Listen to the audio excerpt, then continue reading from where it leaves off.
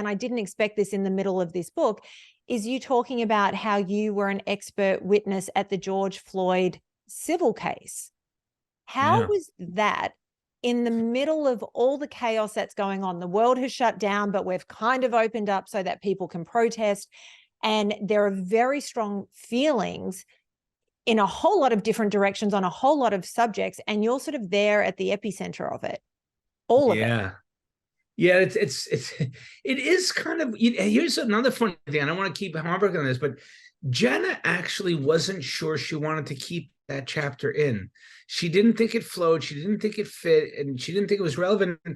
And I said, no, but the book is, if you notice the structure of the book, right, it's partly autobiographical, right? I kind of trace my journey, not only of experience, but of discovery and how I was transformed, like who I was before COVID and who I am now, which on many spheres is fundamentally different.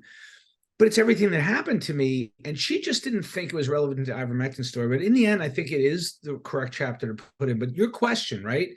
Like, Natalie, you have to understand, like, at that point, it was June of 2020. I had already resigned from my position at the University of Wisconsin. I'd gone to New York and done a month on the front lines, helping out the overwhelmed ICUs. The FLCCC was created. We were getting lots of attention worldwide. I'd already done my first testimony for Senator Johnson. So this is me, little old me, just an ICU doctor, well known locally in my hospitals and medical schools. But now I'm hitting. So much attention is coming to me. And then out of nowhere, the firm that I usually do expert testimony from calls me about the George Floyd case. And it had nothing to do with my public profile. It had to do with my prior work prior to COVID. And I was shocked. Like, when I got that call, I was like, wow, they want me to be the expert, testimony on the George Floyd case. And I remember I suspended everything, and because they needed the report in 10 days. And I worked around the clock, and it was really hard work, to be honest, because I had to watch that video from 6 different angles and transcripts and death certificates and all sorts of documentation.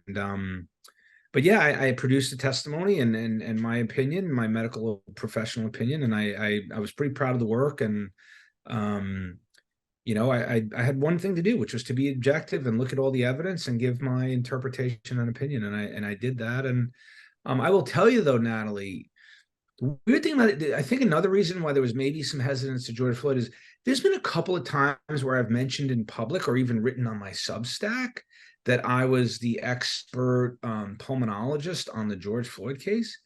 And man, is that a hornet's nest. Mm-hmm. People are, like every other issue in society, they're polarized. George Floyd is as polarized as it can get. Either people feel he's a martyr, and they're completely sympathetic to him and what he represents and the Black experience, or they just can't stand Black Lives Matter. They hate his background as a criminal and, how he is deified by the other side. And I get attacked. It's not really a good thing that I bring it up because it just triggers so many people. But you know what? I wanted to tell my story. It's not George Floyd's story, but he was a part of my COVID experience.